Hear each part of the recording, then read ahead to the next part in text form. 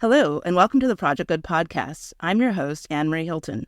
Project Good is a social impact podcast interviewing experts and advocates about the pressing problems that we face globally and hearing how they suggest we move forward in the future. The Project Good podcast is brought to you by Project Good Work. The goal of this podcast is to inspire people and organizations to develop a mindset that can move others to positive action regarding the complex social issues facing people and the planet. Globally, the average lifespan has increased in most countries due to the rise in technology, increased globalization of resources, and the decrease in physical labor.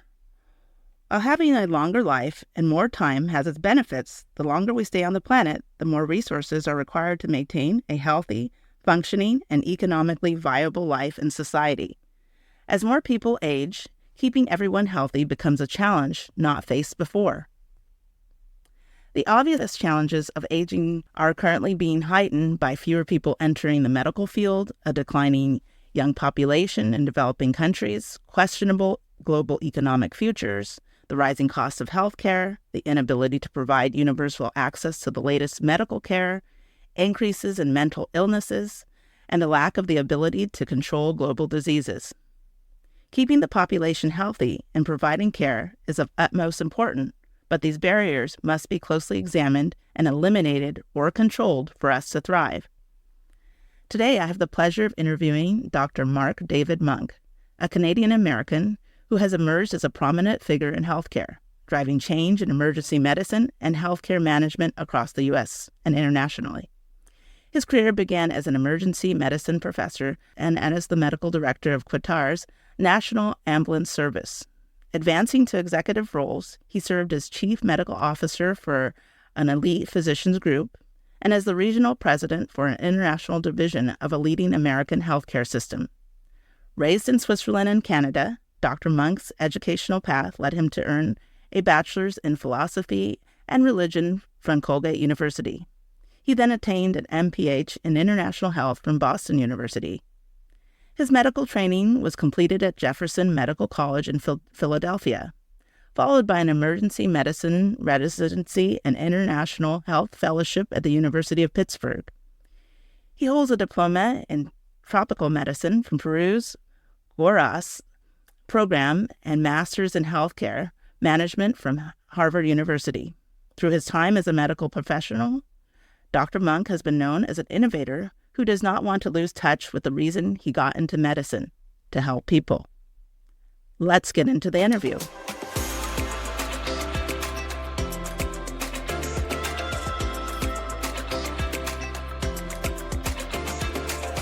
The crisis in Western healthcare encompasses several interconnected issues that vary by country, but often include cost.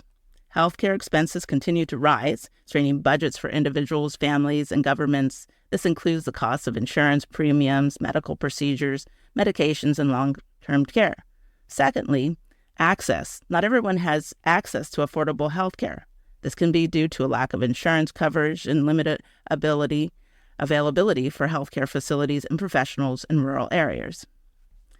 Another thing is quality and safety. While Western healthcare systems often provide high-quality care, there are still concerns about patient safety. Then there's chronic disease management. Western societies face a growing burden of chronic diseases such as diabetes, heart disease, and obesity. Continuously, mental health issues, including depression, anxiety, and substance abuse, are significant concerns in Western society. And rounding it out, there's healthcare inequalities. Disparities in healthcare outcomes persist among different demographic groups, including racial and ethnic minorities, low-income individuals, and rural populations. Dr. Mark Monk is a writer and healthcare executive who, according to the advisory board, a U.S. healthcare consultancy, has a reputation as an innovator. Dr. Monk is recognized as a thought leader in the area of value-based, consumer-facing healthcare and global health. Dr. Monk serves as a chief medical officer for clinicals and retail pharmacy at CVS Health. Prior to joining CVS, Monk was the chief medical officer at Elora Health, a Boston-based primary company that has been highlighted by the New York Times and Wall Street Journal for its innovation and effective care model. And Business Insider in 2018 noted Monk led the healthcare system's care model and care delivery at practices across 7 states. During his tenure, Monk helped restructure a lawyer's health model of care, including integrating behavioral health. His work resulted in an improved health quality scores across the board. Welcome, Dr. Monk. Anne-Marie, thanks for having me. Thank you. I am excited to talk about this conversation because, of course, who doesn't want to worry about their health? Exactly right. Right? It's the number one thing because, as they say, if you don't have health, you don't have anything. No, that's exactly right. Yes. But before we jump in and I start, digging into your brain, I was a little bit intrigued because, every time, in my past, that when somebody decides that they're going to go into the medical field, most people study, go to their undergrad and study biology or maybe kinesiology or something of that sort. And so when I saw that you started your undergrad, doing something different, it kind of intrigued me. Like, how did you go from like philosophy and religion to, becoming a doctor? I would think that you would end up being like a pastor or something. Yeah, it's kind of an untraditional track for sure. I ended up studying those subjects in university because I thought they were just fascinating. I mean, they were, for me, really the big questions about how you should live your life and what was valuable and how you should sort of assess the world around you, maybe. And I really loved the courses that I took in undergrad, but fortuitously, I went to college in a small town in upstate New York that had a volunteer fire service and a volunteer ambulance service. And just out of chance, I got pulled in as a volunteer and started spending my evenings and weekends doing shifts with the ambulance and fire service, seeing patients and becoming trained as a medic and a firefighter. And I realized that by the time I got to the end of my 4 years that I had really been taken with the work that I was doing in that environment, really because I think it was a practical application of the concepts that I was learning maybe more theoretically in college. And so I made a late decision to go to medical school. I mean, I really had no preparation, quite honestly, to go. I had done no science classes. I was really fully unprepared for it. So I ended up going back to do some science, and a couple years later went to medical school, and I was, quite a few years older than my classmates. Okay. Yes, that's interesting. I'm making the assumption that, because of what you studied in undergrad, you already had a heart for people, right? And kind of digging into their why for existence. I'm making that assumption, of course, because, when I think about philosophy. Mm-hmm. Yeah, no, you're right. And in fact, I thought I was going to be a journalist. I've always been really curious about people and how they make decisions and how they live their lives and really just how they navigate. And I thought I would approach that from the perspective of being a journalist, and it didn't turn out to be that way. Although as you note, I came back to writing much later in my career and wrote a book. But I realized that there was something very immediate about being a doctor and having access to really the innermost stories of people's lives, and to me that was very powerful. Very cool. And, I was reading actually your book, Urgent Calls from Distant Places. Yes, Dr. Monk has written this very touching and moving book for those people who are, similar to me, that I like to jump in, not only, of course, stories, but I like stories that kind of have sometimes a National Geographic tinge to them. Yep. And so I loved it. So the book is called Urgent Calls from Distant Places, an emergency doctor's notes about life and death on the frontiers of East Africa. So, of course, it has adventure. It has the Indiana Jones feel that I love. Of going out to places not known, and finding yourself, essentially. So I guess when we start to dive into, I want to kind of get people to understand your heart. That's why I'm going here. I guess give us kind of the setup of what got you to East Africa. Yeah. So the story, I think, really started my career in a fairly traditional way. I went to medical school. I did residency training. I did fellowship training. And it was a lot of years of sacrifice, and I would say I didn't necessarily have an aptitude for the hard science, and so it was a lot of work, I think, to make it through and to graduate and to become a practicing doctor. And I realized one day that I was seeing patients in a city hospital in Pittsburgh, and I remember looking around the emergency department and thinking to myself, I mean, surely this can't be it, right? Like, after all of these years of work and training to become a doctor and setting your heart on this one thing, I had finally achieved what I had set out to do, and it wasn't what I had hoped at the end of the day. I realized that the system was so fundamentally broken and dysfunctional that the kind of medicine I was forced to practice wasn't what I had aspired to practice when I first set out, that it was really reduced into a series of 3 or 5 minute visits with patients and constantly having to triage who was coming in and cutting corners and really trying to move patients through the system because the crowding and congestion was so acute and the waiting room never emptied out. And it was this treadmill of medicine that I realized I was going to be spending the next 20, 30 years of my life performing if I didn't take a chance to step back and reevaluate what I was doing and what was important to me. And I would say it was almost a moment of despondency, right? And like maybe you've been in these positions where you set your heart on something and work for years and years to achieve it, and it didn't turn out to be what you thought it was going to be. And I realized at the time it was a call for me to step back and reevaluate what I wanted to do with myself and with my career. As I say in the book, it was really kind of a good piece of luck. I ended up sending a cold email to Africa. There was an organization there called AMREF, which ran a service called the Flying Doctor Service. It was originally doctors, a bunch of Western doctors who founded this thing in 1953, and they were flying Cessnas across East Africa to provide clinics and surgeries and those sorts of things.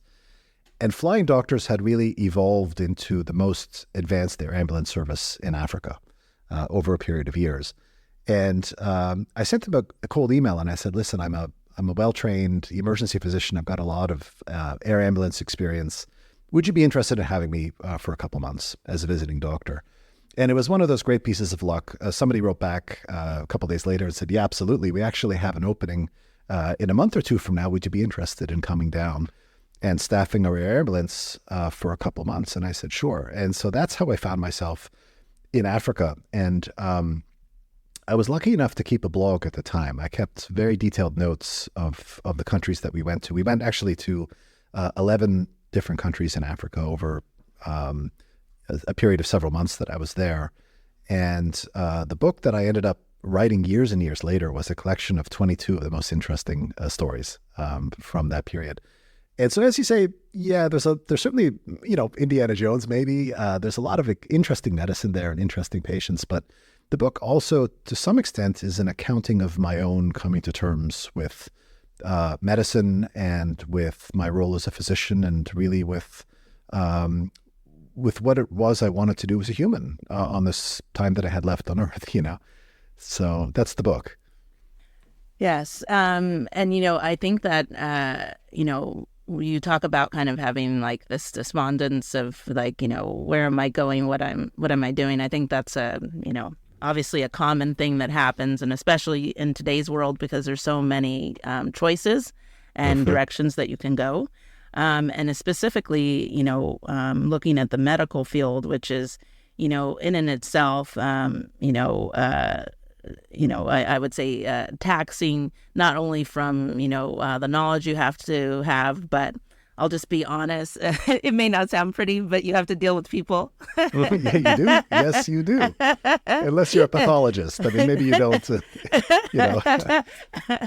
Yes. And so, in and itself, we all know how exhausting that can just be, even if you're not. And then when you're dealing with people who are not feeling well, it just, heightens the stress level even more, and the exhaustion level.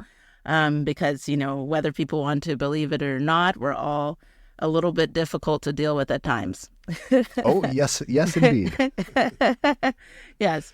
And so, with this, wonderful experience that you got to kind of step out, and I guess I'm going to say step out and also step in to kind of the reason that you initially became a doctor was to help people. And then being able to kind of step out and say, is this, test yourself, is like this really what I want and really care about still in life. And so when you came back, from Africa and now back to the U.S., what would you say,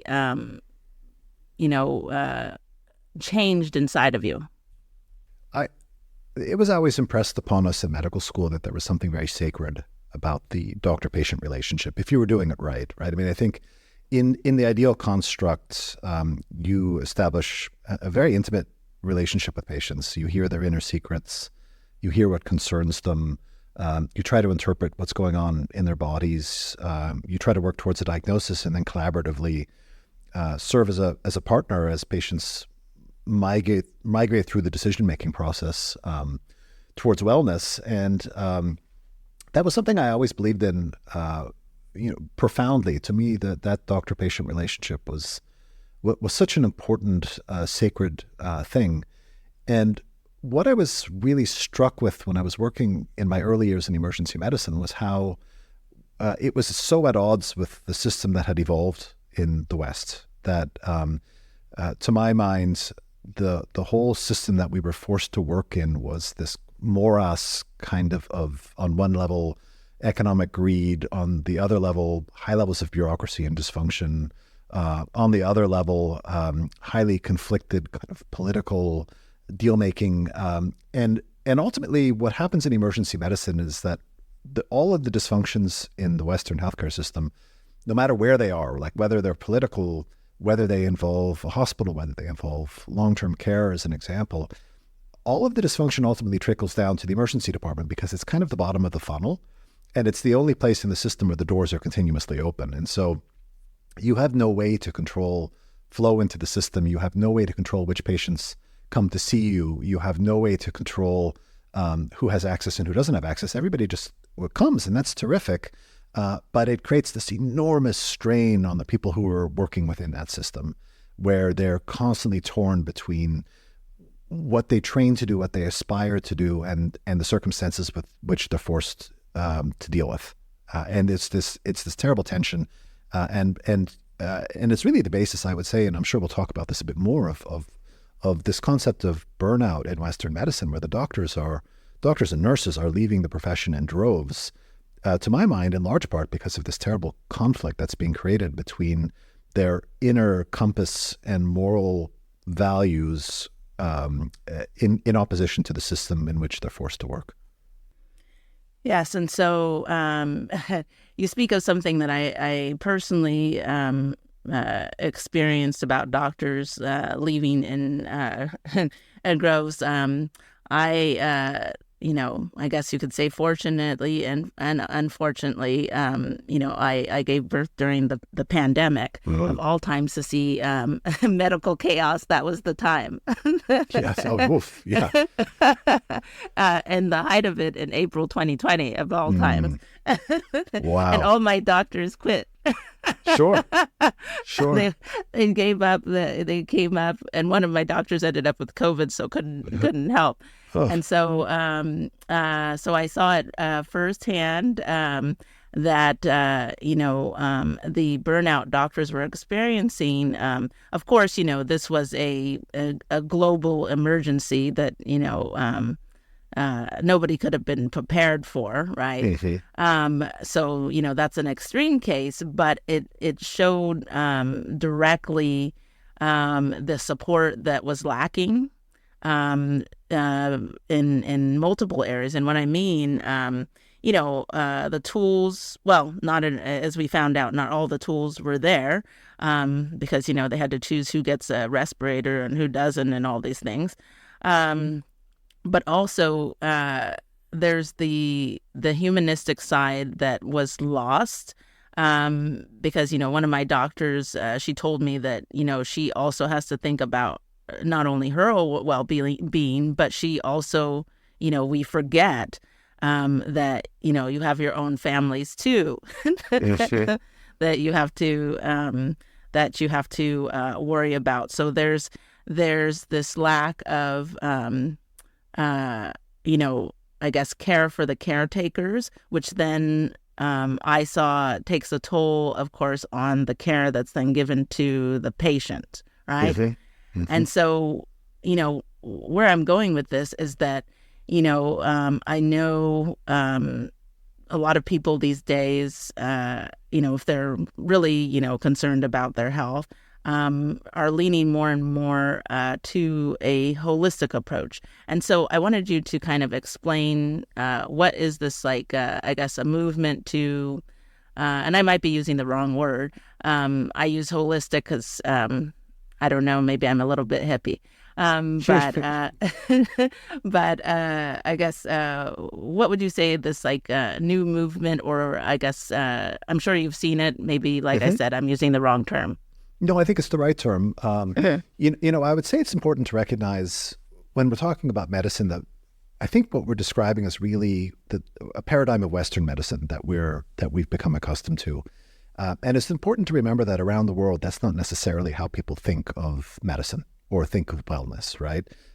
The Western medicine paradigm is one that's very much really focused on like the biology, right, of the body, and how disease functions, and how we can use evidence to guide our scientific research and our decision making, and use data. And what we do is really reduce complex ideas in medicine down to their simple parts, right? The atoms and the electrons, and it's all this kind of we call it reductive model. And really, I think we have a tendency in the West when we're dealing with patients and medical issues to try to reduce their symptoms down to a biomedical explanation. And that's the way we were trained, quite honestly, as doctors. And of course, there's enormous scientific validity to thinking about medicine like that. But it's not enough, right? I think what we talk about when we're talking about holistic medicine is incorporating things like people's spiritual beliefs, about including their mental well-being, including, for example, the social circumstances in which they live. So I'll give you an example of this. I worked for several years as the chief medical officer of a company that was doing very high-level, high-touch care for senior patients. And we set up clinics across the United States, mostly in lower economic areas. And we're seeing seniors in these really, really wonderful clinics where patients could come in and stop and have a coffee and meet with their care team, and have a dietitian take them out shopping, and have somebody go to their house if there was concerns at home. And, predictably what we saw in that model was that the healthcare measured in any number of ways of those senior patients became dramatically better over time. And it was in many cases, relatively short, 6-month period of time. You could see, for example, somebody's management of diabetes shoot through the roof. It was just so much better. And their blood pressure started to come down.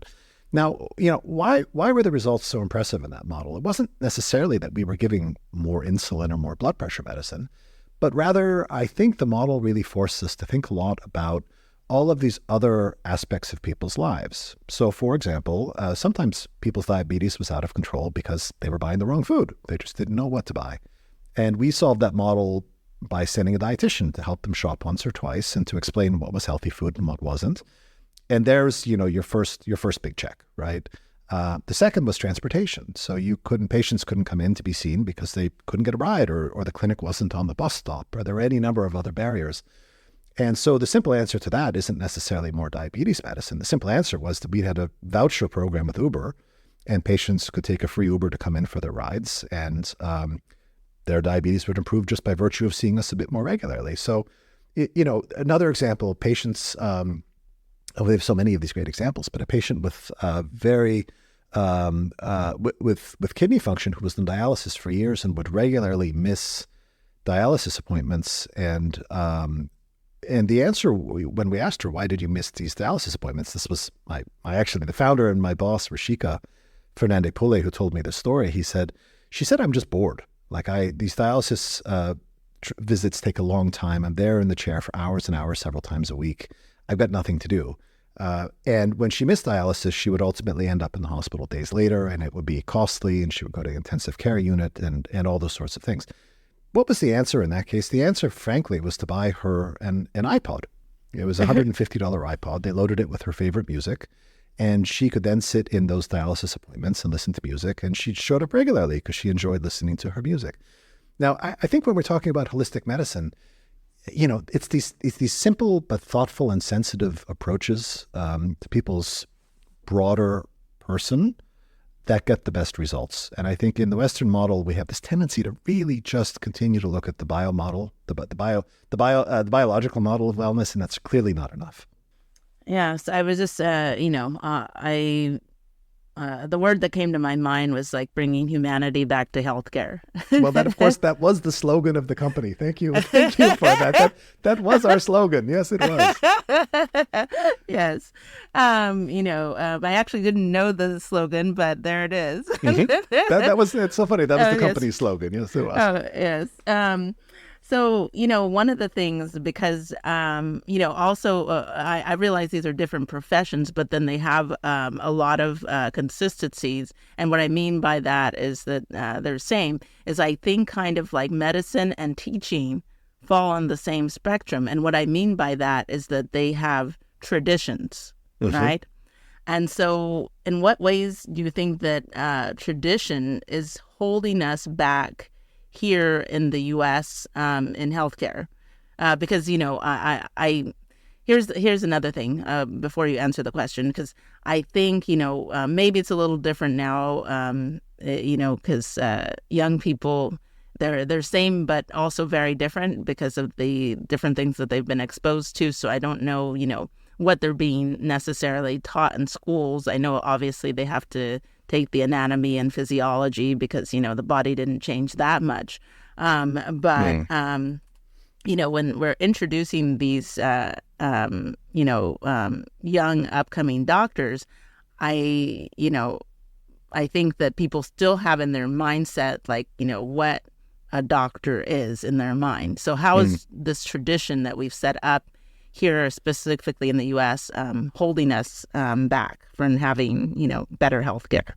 Yeah, like many things, I think there's both wonderful value to tradition, but also some risk involved. And so, I think when you're looking at a profession like medicine that is so potentially risky, right? I think of it in many ways like aviation as an example, that you don't want to be, they say about pilots, right? There are old pilots and there are bold pilots, but there are no old, bold pilots.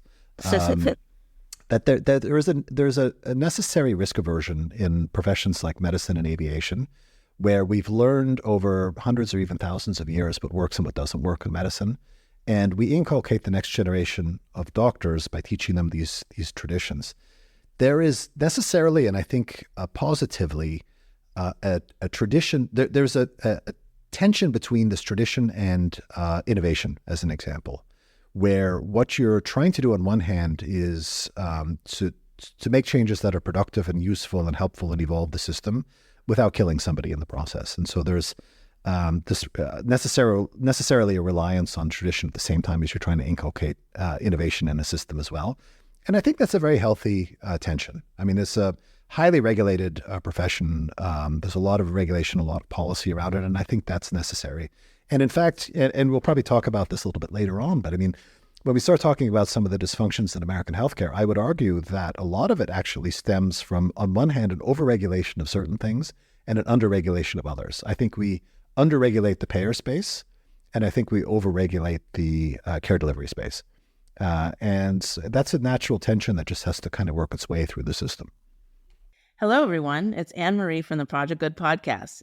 Change always starts somewhere. Reach people who care about what you care about. Advertise on the Project Good podcast today by contacting us at projectgood.work/podcast. Yes, and you started getting me thinking about like pharmaceutical companies as well. Mm-hmm.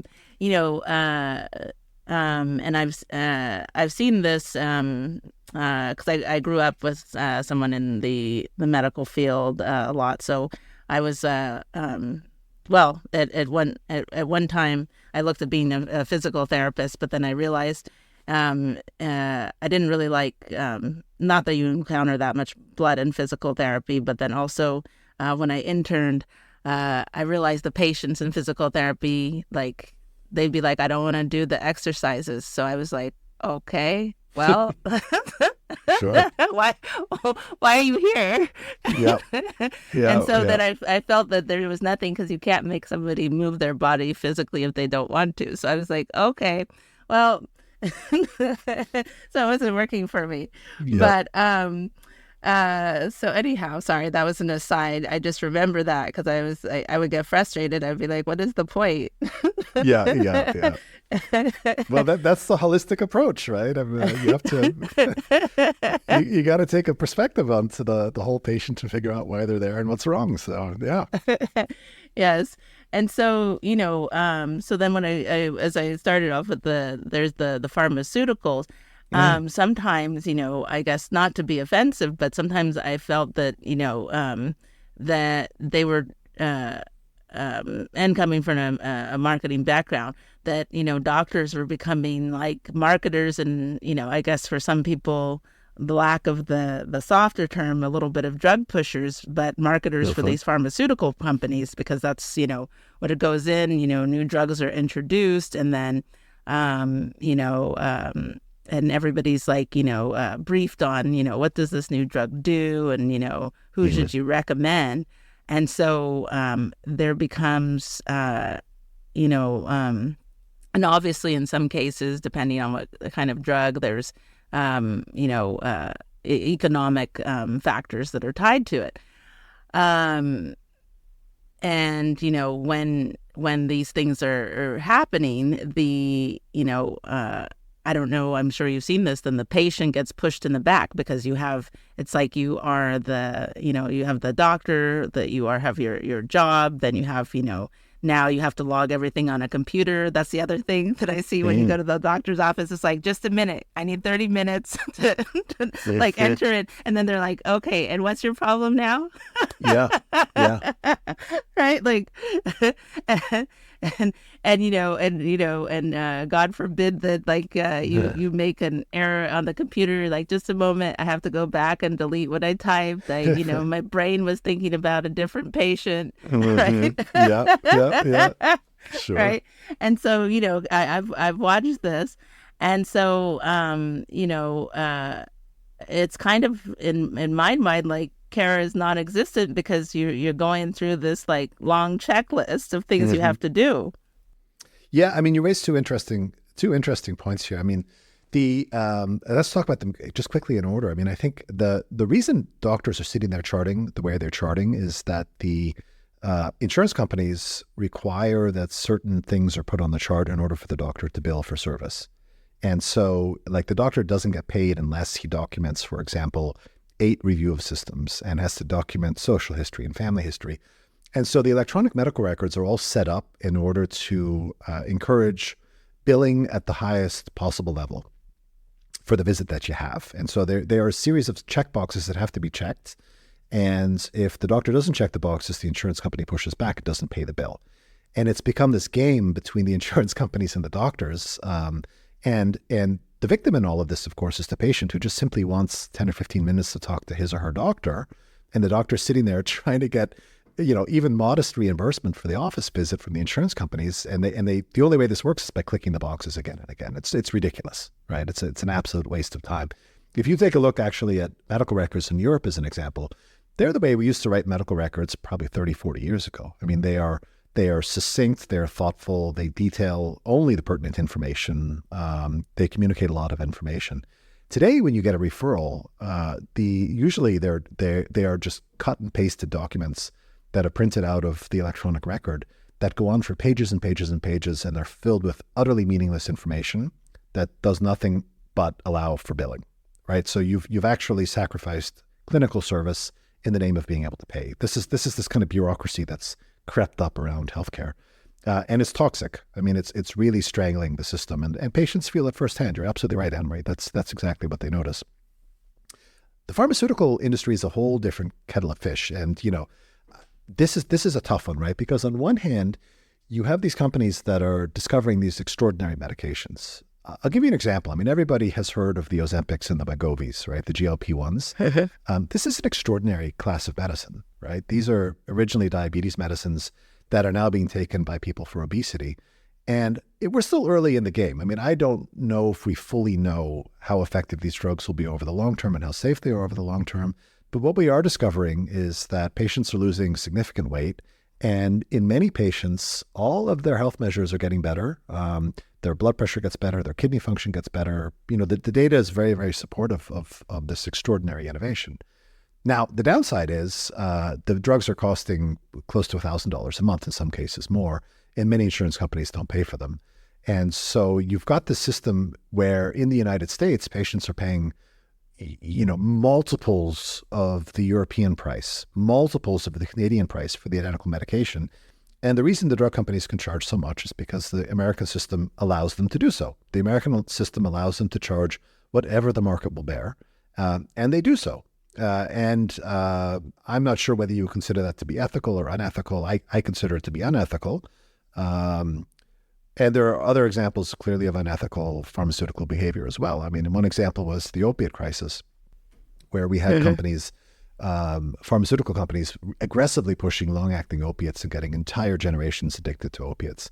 So these things are sort of double-edged swords, right? You have on one hand extraordinary innovation, extraordinary benefits to patients that we would have never seen years ago, cancer patients being saved by innovations in healthcare. At the same time as we have, pure unadulterated greed and patients being taken advantage of, and it's a complex system. Yes, and that leads me kind of as you were talking about, just charging whatever prices, because I've seen, of course, the ads and listened to stories where people needed a certain medication to be able to function successfully, and they couldn't afford it. And so, then they started having all these other complications, or in some sad cases died. And so obviously, that's definitely, I would think, unethical. Let somebody die because you can't give them the medicine that is available. I know in different cases, if it's, there's no supplies, well, sadly it is what it is if there's, none in the whole country. But if it is around and then you let people die because you're like, oh, you're $5 short, yeah, definitely that's a red flag and whatever else we want to call it.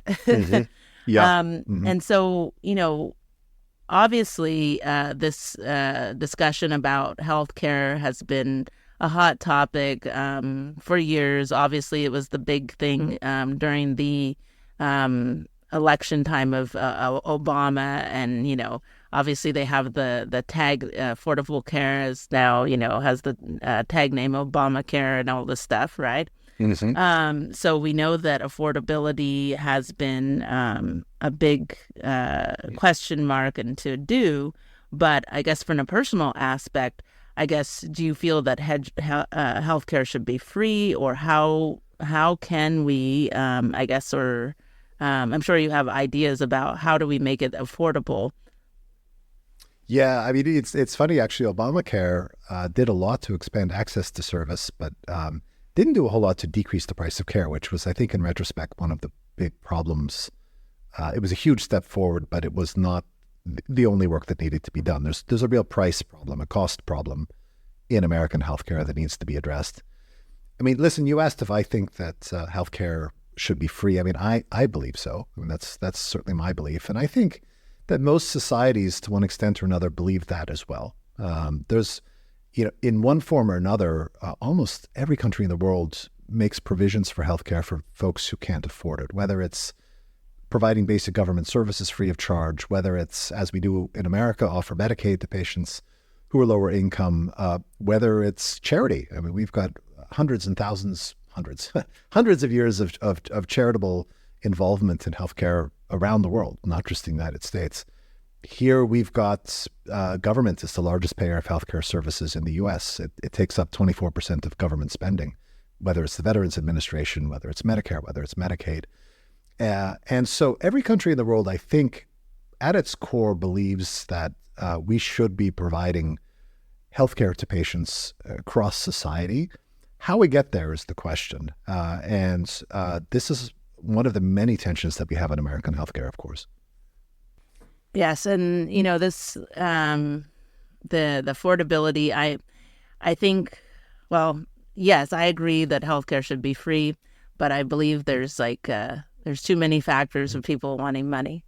Yeah, sure. And unfortunately, vulnerable people sometimes make the easiest people take advantage of.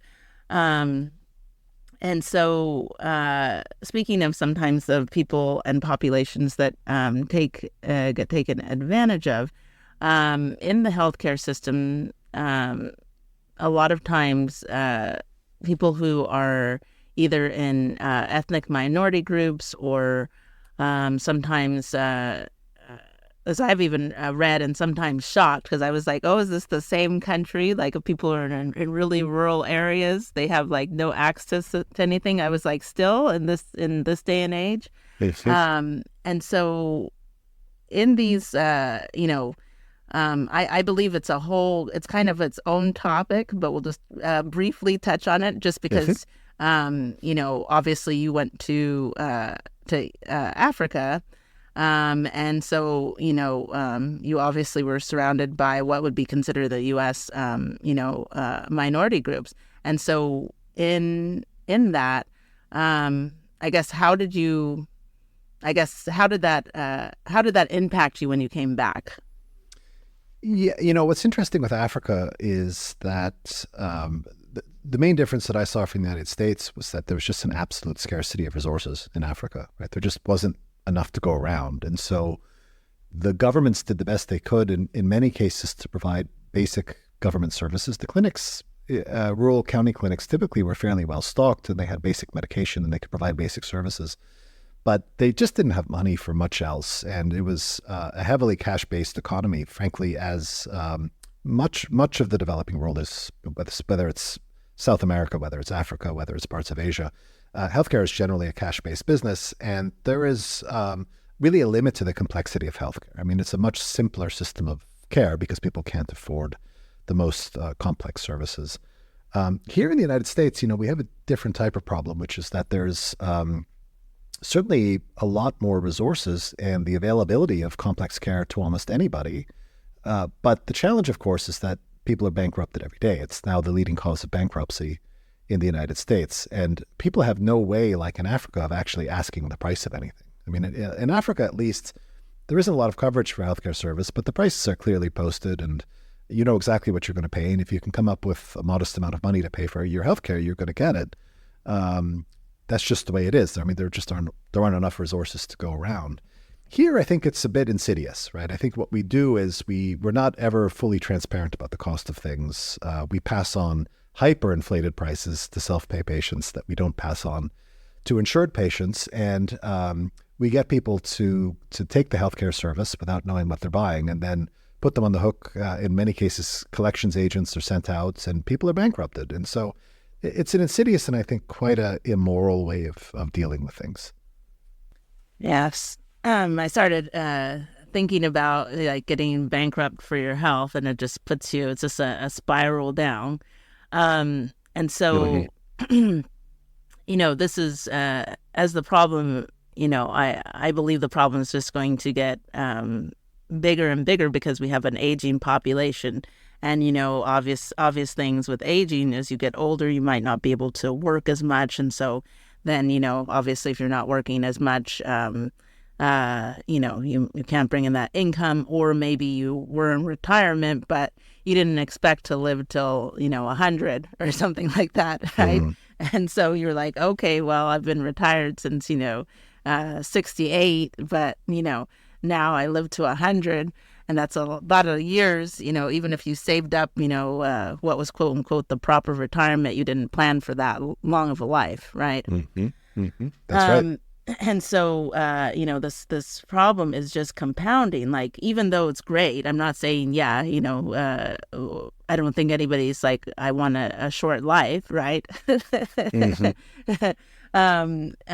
So it's great that we're living longer, but it is adding a lot of complexities to the situation.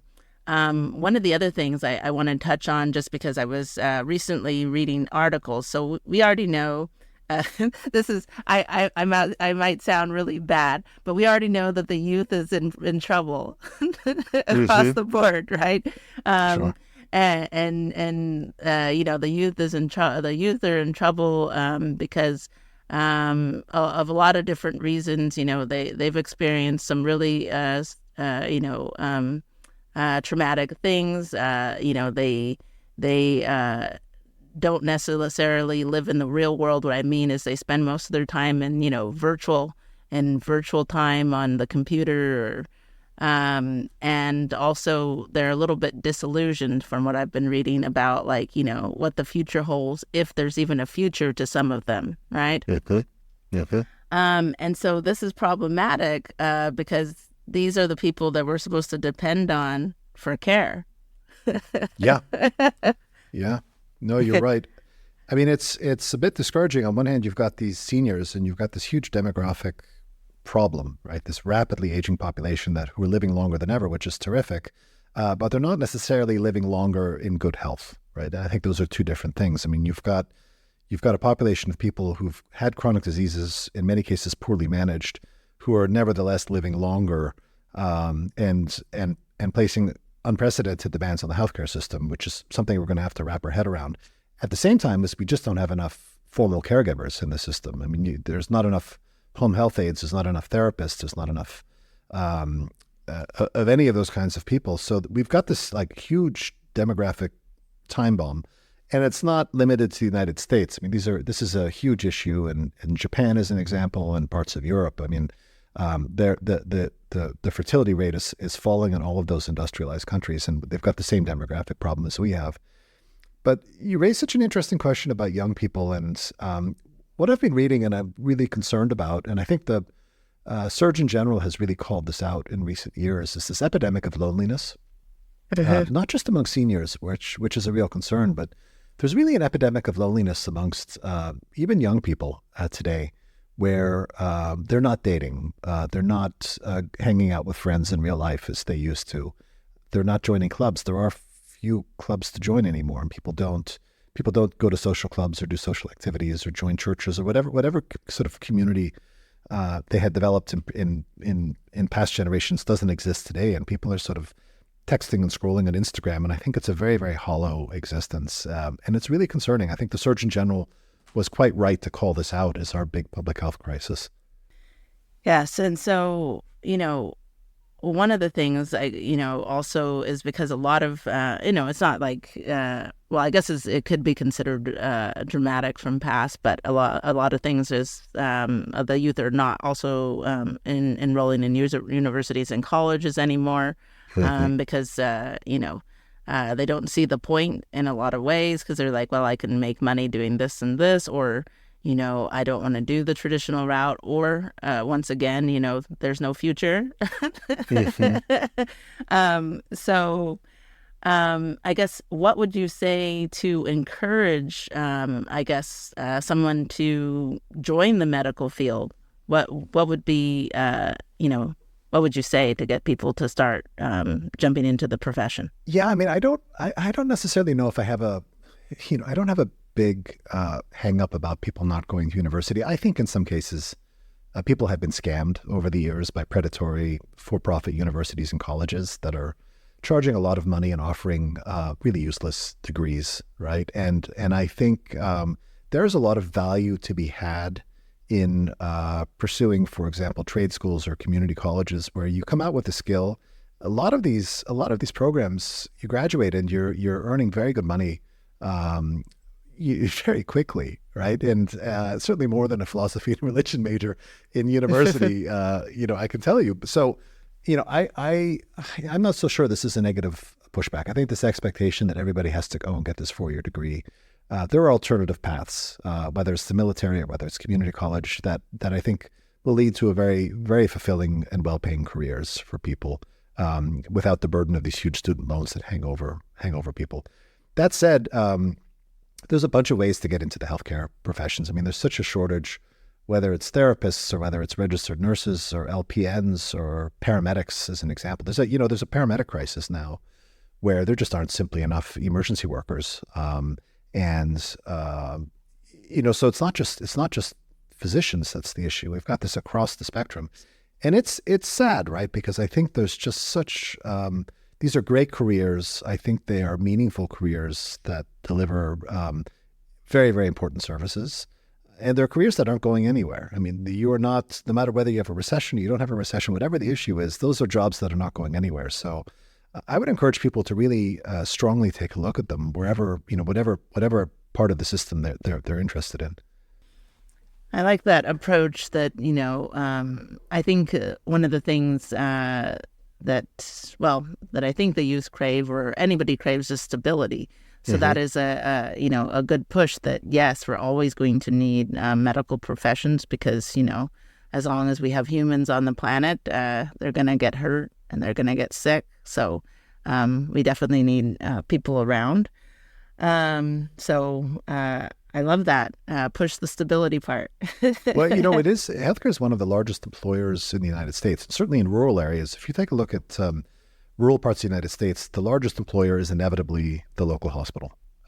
It's a major part of the U.S. economy. We're now up to 17 or 18% of U.S. GDP is spent on healthcare, which is much higher, really, than any other developed country. And that's a good thing and a bad thing. I mean, on one level, it's a bad thing because we're spending a lot of money on overpriced healthcare services. But on the other, it means that more people are getting service, more people are getting covered, and that we're able to deliver high-tech healthcare services. And so it's not necessarily a bad thing that it's so high, but if you want to talk about opportunity, yeah, this is a major, major part of our healthcare, of our economic space, healthcare, and it's a great opportunity for people to get a stable and well-paying career. Yes, and now I'm going to ask you the opposite question. What advice would you give to other medical professionals experiencing burnout in their careers? It's such an issue. I mean, I think we're dealing with burnout both amongst physicians and amongst nurses. Burnout, technically is described as three things. One, it's an emotional exhaustion. The second, it's this sense of depersonalization. So these are people who lack empathy or have negative attitudes towards patients. And then the third is this feeling that you haven't really achieved anything, that you've got this decreased sense of personal achievement. And that's really the definition of physician burnout. And oftentimes people say, well, yeah, the doctor's burned out because, something to do with the doctor not being resilient enough or whatever. I think what we've learned through a number of years of research into this is that ultimately it's about a broken healthcare system. People aren't leaving their careers, they're leaving their inboxes. That there has been such a burden placed upon nurses and doctors and healthcare workers to document, to chart, to fill out forms, to answer text messages,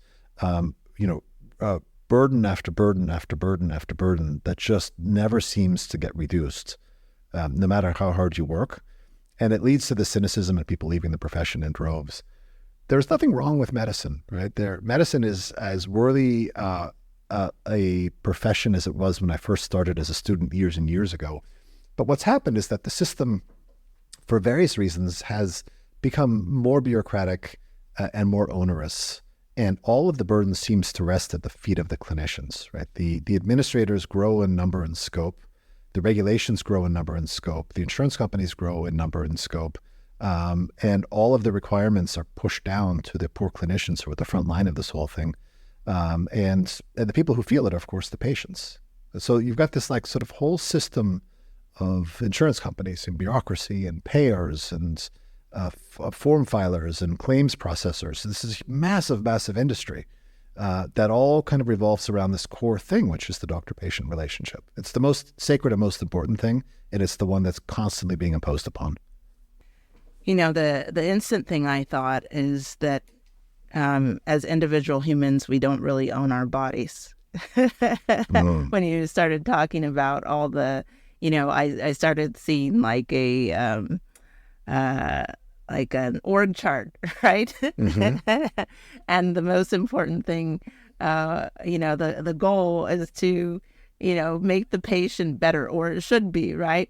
But all of that is lost, and you think it's, I now, it makes it clear then why people kind of have, freak out moments when they have to go into a hospital for something major, because it's like you're handing over, your body to these people, and you really have no control about, what's going to happen to it, even though it's your own body, right? Easy. Because there's so many pieces that are pulling on it. It could be, everything from, you have drug companies, then it's like, okay, well, this is not how the rules are. If you want to, if this person says, instead of, doing my medication today, I want to just go and sit on the beach and look at the water. No, can't happen. Then, there's like, have you filled out your 29 pages of paperwork? And then there's the, that's not how it's done here. Sure. So it's heavy, and the goal of getting better, it just gets lost. Yeah. Yeah, you feel like, you're there to sort of have this intimate relationship with your care team, and ultimately you're accountable to this big system instead, right? That's kind of sucking in your data and trying to monetize your healthcare, and it's an icky feeling. I get it. Yes. And so I guess if you wanted to do, I know it's hard to do blanket statements, but I'm just for time's sake, if you had to, for the current healthcare, different companies and things like that, what would you, if you had to give them a line of how can they start to change, or what do they need to, how do they have to rethink if they really want to start making differences with the actual patients that were the goal?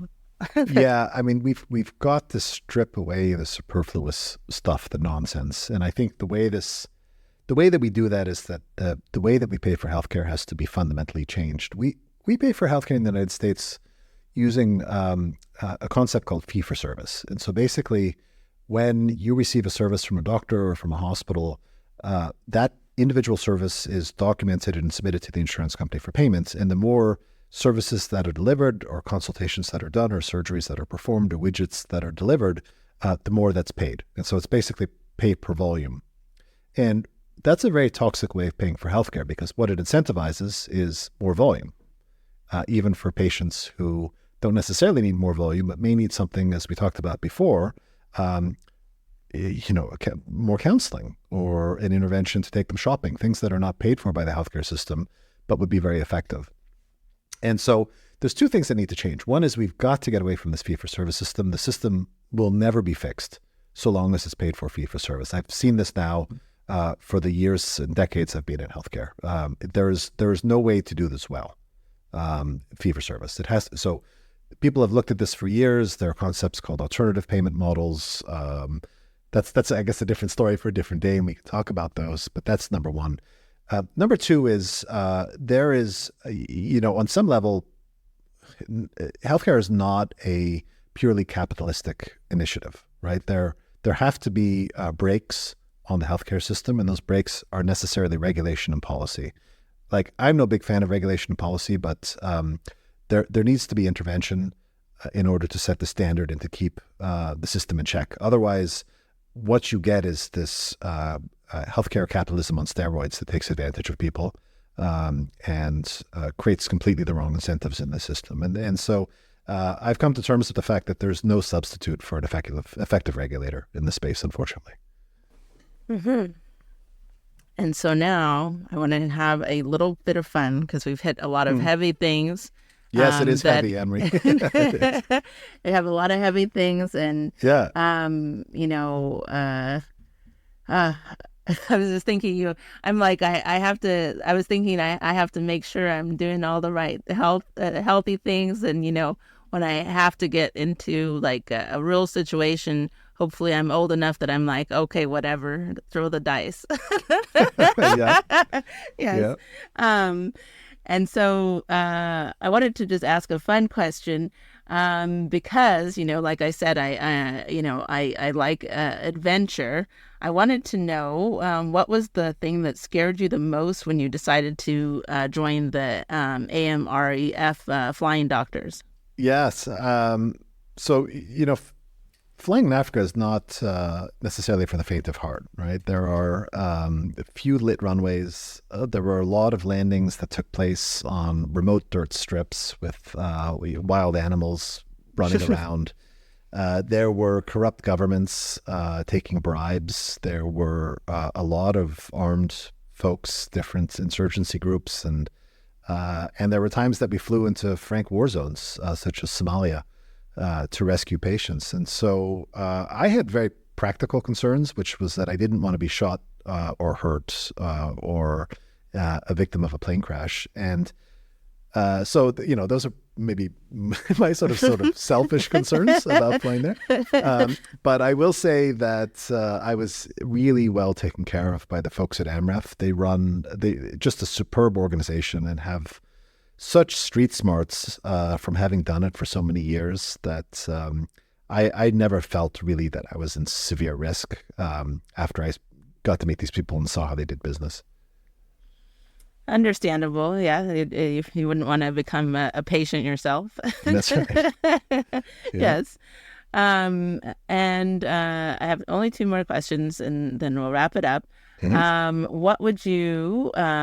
What one thing do you want people to learn from reading your book?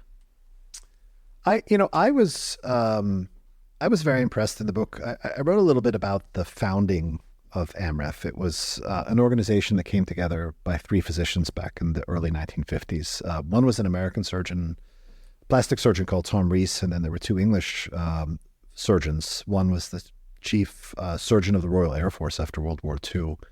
And really, these three founded this organization that today has grown into really the largest healthcare non-governmental organization in Africa. They do incredible work across the continent, everything from public health and hand washing and water sanitation, all the way through air medical evacuation. And what I was most impressed by was how a handful of people, two or three people, can, just through diligence and hard work and motivation, create an organization that now, 70 years later, is still going strong and doing extraordinary work that has just kind of dramatically magnified the efforts of the first three people a couple of years later. And so I think really what impressed me most about it and what I hope people take away from the book is that it just takes a spark of a few people to set a vision and to put their heads down and to get the work done. And the ripple effects from that are so enormous. And just to encourage people to take the step to build something, even if it seems modest at the beginning, with the hopes that it turns into something as extraordinary as AMREF. I love that. And that's, definitely motivation for the healthcare system as well, that it only takes, a few innovators to be listened to and for people to start moving. Mm-hmm. And then this is my last question. If you had to redo your life, would you choose to be a doctor again? Oh, sure. I mean, I'd love being a doctor. Listen, I haven't actually, ever been a doctor in the most traditional sense of hanging out a shingle and seeing patients. I've had this most extraordinary and interesting career that's bounced between seeing patients in an ER and being in the international setting and working in international health systems and doing administration, and now most recently entering a new specialty of hospice and palliative care medicine. It's never been boring, and it's been the most intellectually satisfying career I could have imagined. And I'm delighted I made that decision in college to pursue medicine because it turned out to have been just the perfect fit. Wonderful. Well, I really enjoyed our conversation today. And thank you, Dr. Monk, for your time and insight. It's been my pleasure. Yes, so thank you, Dr. Monk, for your time and insight. If you'd like to learn more about Dr. Monk and his book, go to mdmonk.com. If you have a passion for an unserved community, a social justice problem, or simply want to change minds, contact Project Good Work at projectgood.work to start your project of change today. It's that time again. The Changemaker Conference is happening September 12th. Register now to attend for free at changemakerconference.com. To our listeners, thanks for tuning in to Project Good, where we're focused on what matters.